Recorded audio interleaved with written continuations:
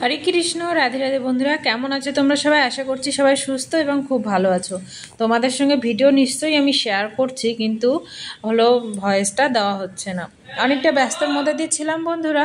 আর আজকে ইসকন মন্দিরে চলে এসেছিলাম আর বাকি বিহারীর দর্শন করেছি। ভিডিওটা হয়তো শুধু ইসকন মন্দিরের দিচ্ছি, মানে ইসকন মন্দিরে যে ভক্তরা এত আনন্দ করছে, তো সেটাই তোমাদের সঙ্গে শেয়ার করছি।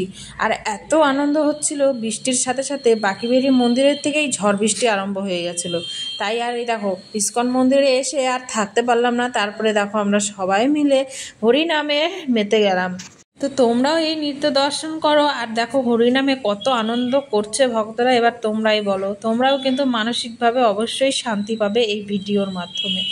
তো বন্ধুরা, তোমাদের বৃন্দাবন ব্লগ দেখতে কেমন লাগে সেটা কমেন্ট করে আমাকে জানিও। আর আমার চ্যানেলের বৃন্দাবন ব্রজধাম দর্শন করতে কেমন লাগে। বেশিরভাগটা হয়তো তোমাদেরকে রাধারানীকেই দর্শন করাই, কারণ রাধাকুণ্ডেই তো বাড়িটা আমার, তার জন্য রাধাকুণ্ডেই তোমাদেরকে বেশিরভাগ দর্শন করা হয়। আর বৃন্দাবনে মানে কোনো কোনো সময় চলে আসি যখন বাকি বিহারীর ডাক পড়ে। তো দেখো বৃষ্টির মধ্যে সবাই নৃত্য করছি।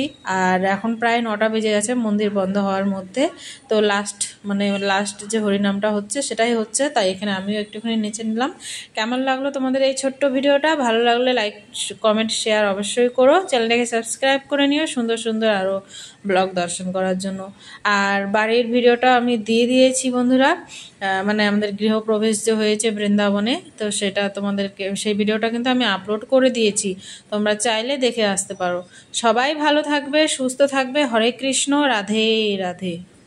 তোমাদেরকে যে বললাম মানে রাধাকুণ্ডে আমার বাড়ি, তো দেখো বন্ধুরা, যেটা রাধারানীর সেটাকে আমি গর্ব করে বলতে পারি যে হ্যাঁ সেটা আমার। আর যে বাকি সব আছে সেগুলো সবই ওগুলা মানে মায়া দিয়ে, আর রাধারানীর যেটা সেটা আমার।